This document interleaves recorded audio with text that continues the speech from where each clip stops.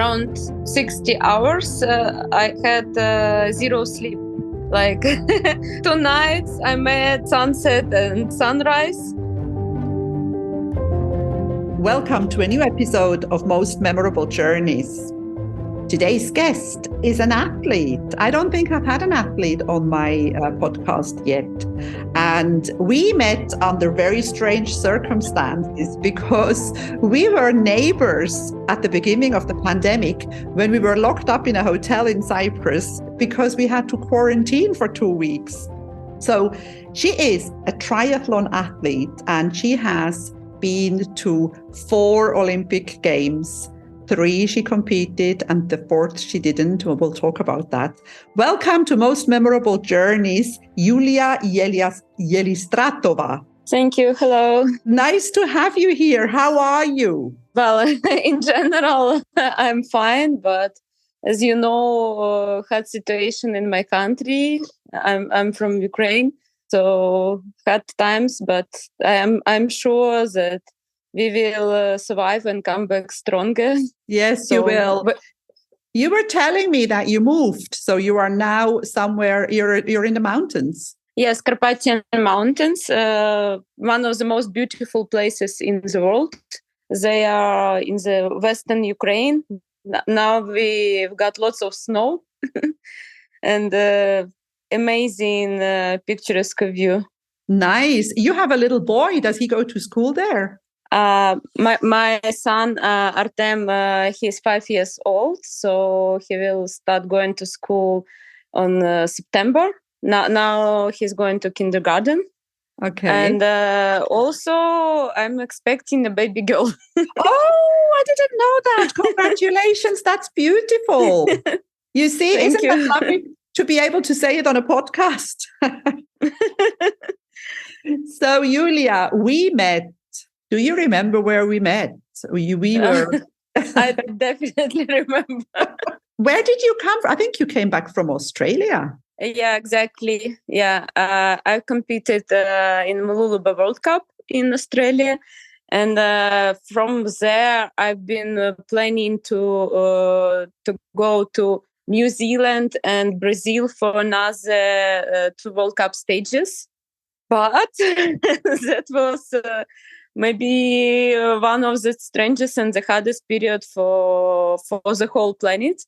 When the pandemic started in 2020, I mean the active phase, and no one had understanding on what's going on, and many countries, they had too many strict measures, and that is why on our way back we had to Cyprus, we had to stay 2 weeks for quarantine, locked in the hotel rooms. Yeah, But you were not locked. I used to be jealous because you were, at the time, you were training for the Olympic Games in Tokyo and you were allowed to go to swim, weren't you? Yes, I were allowed, but early in the morning or late in the evening, not meeting other people, being silent, because everyone realized that 2 weeks without training, they would end my career. I mean, at least I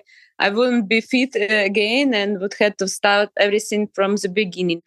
Also, I had early morning running on the beach. They allowed me to bring a home trainer for cycling, so I did it in the room. Tokyo wasn't cancelled yet at that time. Yes. At that time, they planned Olympics in 2020. But anyway, for any athlete, it's really important to keep training. Only once a year, we can have a really short break.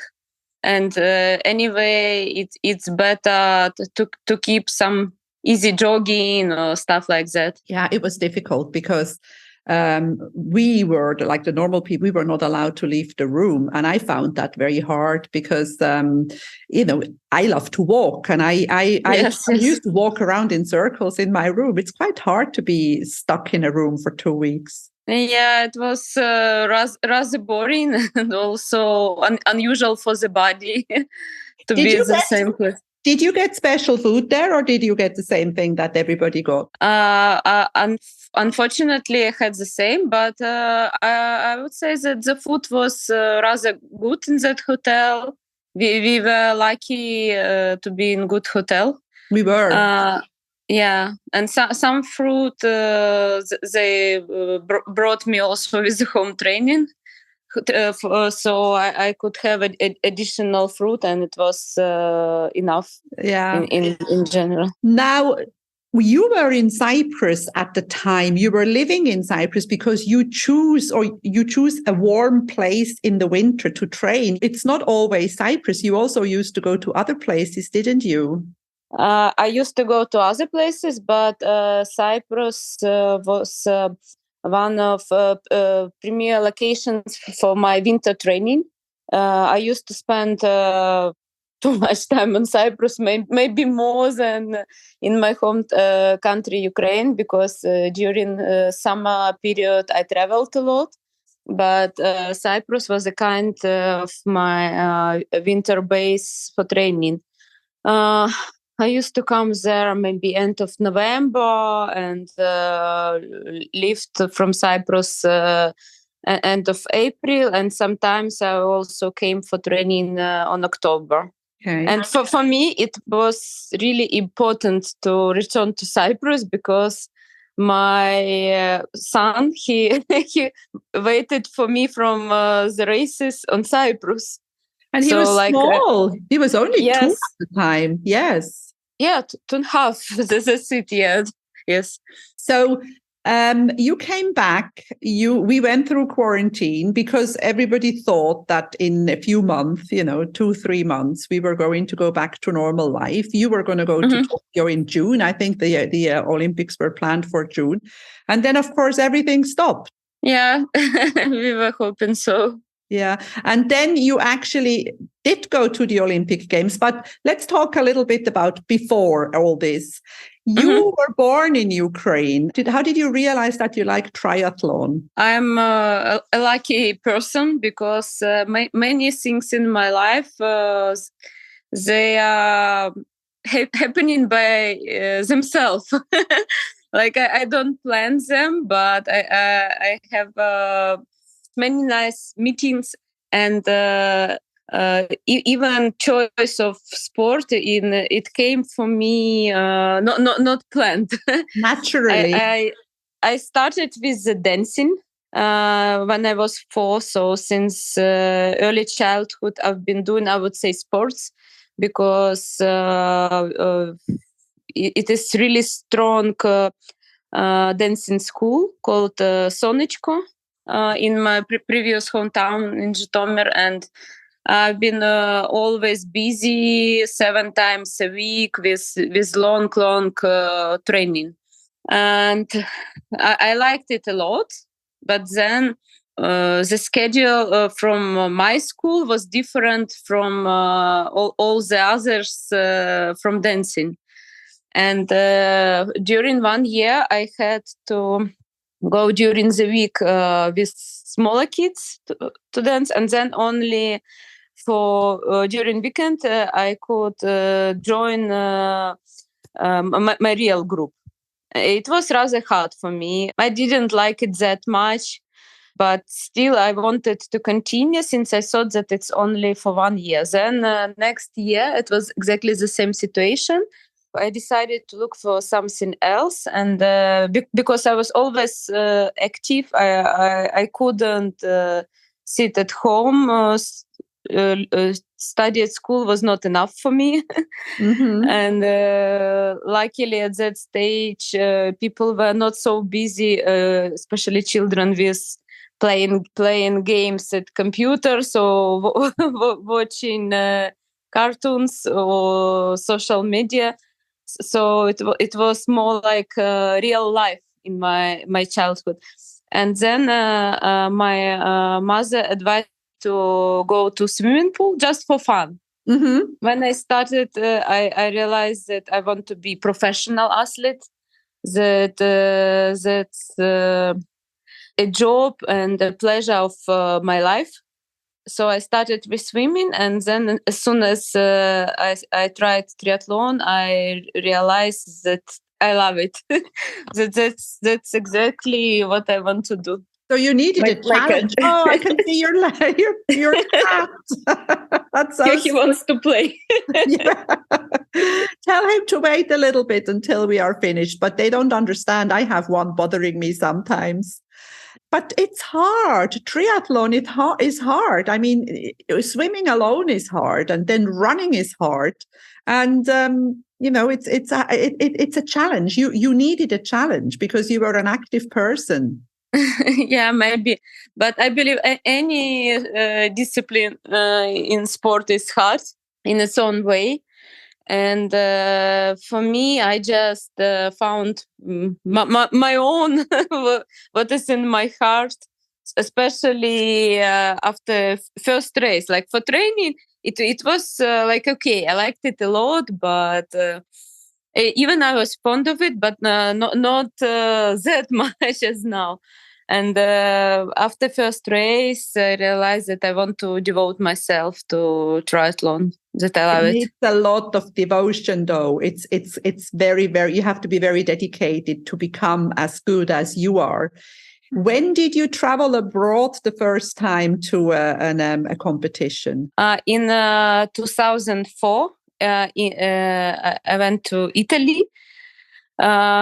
It was my first race abroad, and I was so lucky and happy to be qualified then that my federation allowed me to go there. But it was very, very south of Italy, and we went by car during 3 days. Oh my For God. people in the car. So was it because your federation didn't have the finance? Was it just a habit that you would go by car, or was it also because of financial reasons? Yeah, first of all, financial reason. In Ukraine, it's not so big budget for sports, and in triathlon in particular. And we had no choice: either go by car or not go at all. Yeah. So. But then later on, when you became more active and more famous, you started having sponsors. So you got to fly. Yes, also more support from Ukraine. At first, you have to become a champion, prove that you're a champion, and only afterwards you got support. So no support to become a leader champion.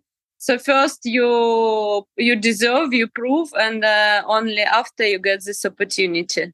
You have to earn it. You have to earn your. Yeah, definitely. Yeah. Where did you go to your first Olympic Games? In which country were your first Olympics? In China, Beijing 2008. At that stage, I was only 20. Yeah. I was one of the youngest participants in triathlon, because triathlon is sport for endurance. And many athletes, they start their career much later. So that was quite amazing. I mean, 20 to do to get to the Olympics for triathlon, that is an achievement. How well did you do in Beijing? I placed 24th. Okay. But I was happy a lot with that result, since there are 55 participants in triathlon in Olympics. So I was like in first half. Fantastic. For me, it was kind of achievement, of holiday, of excitement to be part of this event, to participate there. It must be an amazing experience to participate in Olympic Games. When you travel to these places, do you get to see anything? Did you have a chance to see Beijing as well, or is it purely for sports that you go, or do you have some time before or after? For most of sport events, we come for competition only. We have full focus on racing and doing our best, and Only sometimes after the race, when we stay, we can see around. But that was not my case. I think that also because of the budget, we had tickets. Maybe not next day after Olympics, but the day after. And venue for triathlon event was not nearby Olympic Village, and we even stayed in the hotel in different place. So I only managed to travel to the Olympic Village because it was my first Olympic Games, and was really wondering what's going on there, how it looks like to see other athletes. So for me, sightseeing was Not being on the at the program. Olympic Yeah. Village. Did you participate in the opening ceremony? No, I didn't. It was. I think in Beijing triathlon was nearly at the end of the Olympic Games. But anyway, if you come to Olympics just for a few days, it's quite challengeable to participate in the open ceremony one or few days before the race, because for too long time you have to first maybe go by bus somewhere and stay on your feet. So, for example, in Tokyo, I had that chance, but since the news that my competition supposed to be too soon, I refused in participating in opening ceremony, and they confirmed that it's smart choice. Okay, because so you have never actually participated in one of the opening ceremonies. No, never. First, it was different schedule, and then I realized that it's not worth it. Yeah, because it's actually, as you say, you will be waiting there, standing there, and you will be using energy that you can use for the race. Yes, exactly. So it's reasonable only if someone comes for like acclimatization and getting used to the venue in advance, and when it's still long time until the race. So we were talking before, Tokyo was your fourth Olympic Games, and you went to Tokyo, and then Yes. Unfortunately you tested. You were not allowed to participate. What happened? For me, it was kind of shock, because the race supposed to be, I mean, the race took place on 27th of July, and in the early morning, and early in the morning, and on 25th late evening, which was Sunday. Besides, I received emails that I have provisional suspension, not yet disqualification, but that they have to study my case since maybe finding a prohibited substance from the sample, which was taken on 5th of June, which was more than 1.5 months ago, which was taken in Ukraine, by the way. In Dnipro, yeah, I participated in Dnipro European Cup, and I took a win there. And it was my third win on European Cup there in Ukraine. During the previous years, I also participated in one. And at first, I even thought that that's because of COVID vaccine. Yeah. Because I was vaccinated 4 days before event, and I tried to prove it, but then they explained me that it's not the way, it's not possible. So it meant that the doctor I started to work with in 2021, he claimed to give me vitamins, but he was afraid. He told me a lie. So he gave you something that made you test positive.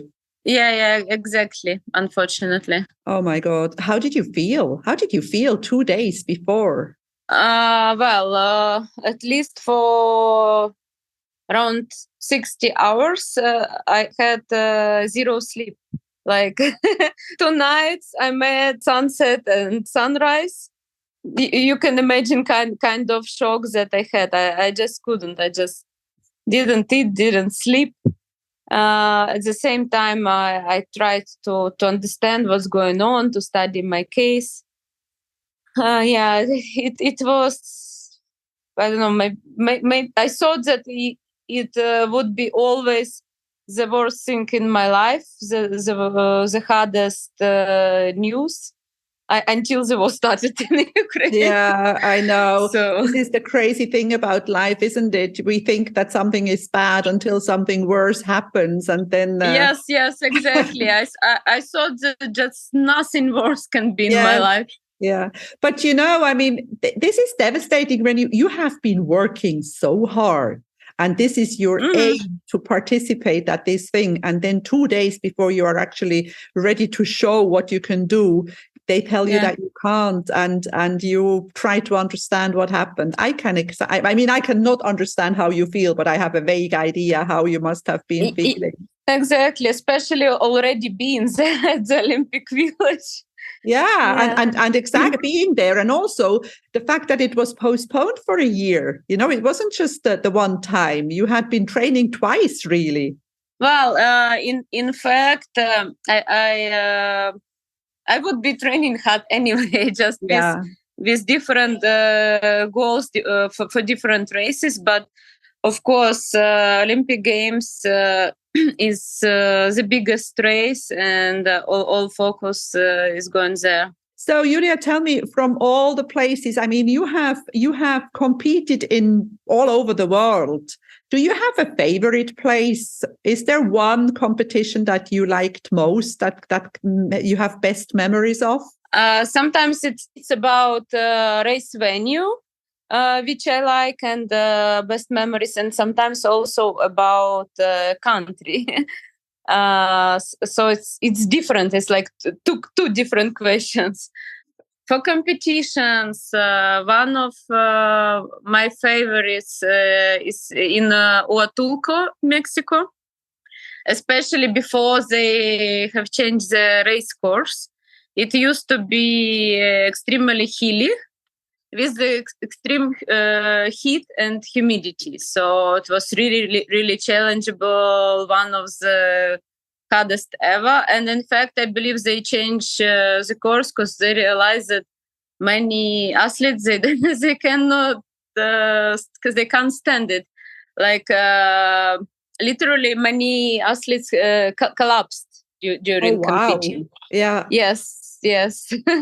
Like when it's plus 38, humidity 95. Like Cyprus in the summer. steep hill, and on the bike. So I like that place. And besides of race course, I like climate. I like nature in Mexico. I love the ocean. So that's one of my favorites for competition. But I would not say that it's one. I like to return to many places. I like when I used to compete somewhere before and then to return with pleasure. Because many race organizers, they do their best to organize both sport event and holiday for participants, for spectators from countries. Also, too many countries that are good in their own way. But one of my favorites is Australia. Oh, really? Yes. I like that it's warm there. I like ocean, and I like people there. So sometimes country opinion on countries coming not on just what you see from sightseeing, but also with the help of people with whom you communicate. Oh, yes. And Australians are friendly and funny as well. They have a good sense of humor. Yeah, and they're also very active. They love sports. Everyone does sports, and they start the day so early, like at 5:30. So many, not just professionals, but 5:30 a.m. Age groupers starting their swim because after they have to go to their job, and no excuse like I don't have any time. Yeah, that's true. That is one thing that, people often say, I don't have time for sports or for whatever. But I think it's all a matter of setting your priorities. Yeah, yes. Priority, desire, yes. So it's more about excuses. Absolutely. And when you are a hardcore artist like you are, there are no excuses. There is no space for excuses. Well, at the moment, I find sometimes excuses. I train a little bit less, but still, I love training. I'm motivated.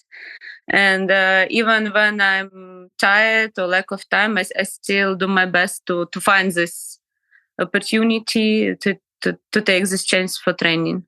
Yeah, I mean, I was just going to ask you, how does a pregnancy affect an athlete? I mean, there is not just being pregnant, but it's also once you have given birth, you have to be careful afterwards. Because this is your second baby. Your little boy is now, what did you say, 5.5? 5. Mm-hmm. 5. So does it throw you back? I mean, compared to people who don't have children, are you in a disadvantage? Does it take a long time to recover? I wouldn't say so. Well, for racing, you definitely miss nearly 1 year. Those who are pregnant, since I don't find it safe to compete during pregnancy. But for training, if a woman is healthy and her child is healthy and she used to do sports for a while, then it's reasonable to keep training. It would be better for both mother and child. So during my first pregnancy, I've been training for the whole 9 months. Only changed running during last months for eclipse and running with the belt in the water. But the rest I used to do just aerobic on aerobic zone. Yeah, that was the only difference. Plus, I added more yoga and Pilates, and I started training step by step, slowly, easy. 2 weeks after delivery. Yeah. It was hard. First 2 weeks of training, like until my son became 1 month old, it was hard. But then, especially running. But then I got used to it, and I became fit really, really fast. I think maybe 3 or 4 months after delivery, I was about the same, and then even stronger. Yeah, because you have big process in the body when giving birth, and also breastfeeding was not a problem for me. I felt high, I felt good. So motherhood makes you strong. Yeah. It's a good thing. So how far is your pregnancy? When are you going to give birth to your girl? The plan is middle of April. Oh, so soon. 2 months. Okay. And then you're going back? You're going back to be a professional athlete? Are you going to continue? I hope so, but still it depends not only on me, but on the case with provisional suspension. Can you compete? Does the war affect it at all? Well, in fact, I would be allowed to compete. Yeah, but I would say that everything that happens in our life, it's for better, for better things. I think I'm more useful here now in Ukraine for my people, because too many people invited me to move abroad and say feel free, welcome to our houses. You can come with your family and friends. So we Ukrainians, we are very thankful for the world, for the support.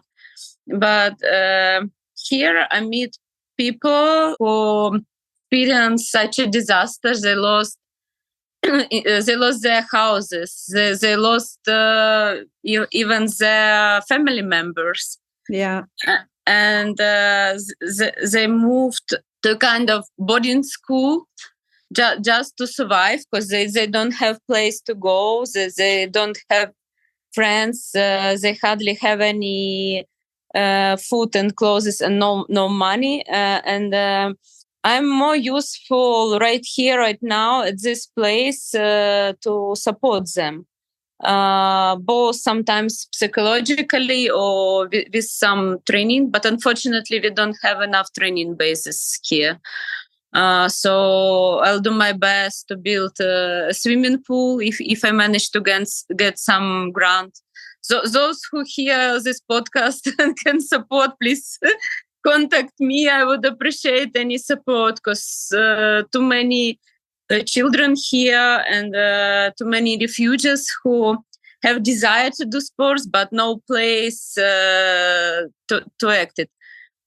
And here we, with the support of volunteering organization, Charitable Athletes for Ukraine, they come and bring food, heaters, clothing. We distribute this. And with the support of ACTED, we arrange hot lunches for them at least once a day, but that's still significant support. And I work hard now, but I understand that it's so much important that even sport is not the priority. Yeah, that is fantastic, Yuliya. I am impressed. Well done. And you know, the way you are saying it, that Ukraine needs you. It needs your courage and it needs your support. And there are many people like me here who given 100% of their time to help others. I'm not the only one at all. Not everyone can help. So I want to be necessary here to help others. Amazing. So whoever is listening, Yuliya needs to build a swimming pool and we need support. Yes. We need funds. So get in touch with either me or Yuliya and we will point you in the right direction. And I was just looking at the time. We are already nearly finished with this interview because we had 40 time minutes. Flies.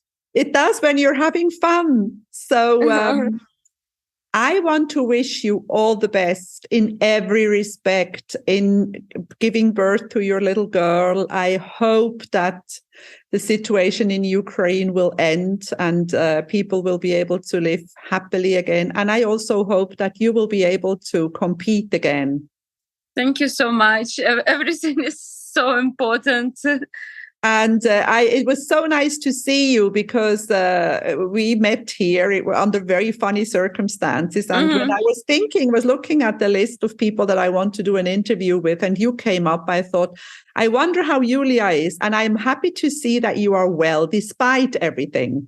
And thank you so much for being on Most Memorable Journeys today. Thank you so much for your invitation. It's my pleasure to speak with you and happy to see you again. Thank you. If you enjoy my podcast, please like, share, and subscribe to my channel. You will find all the information in the show notes.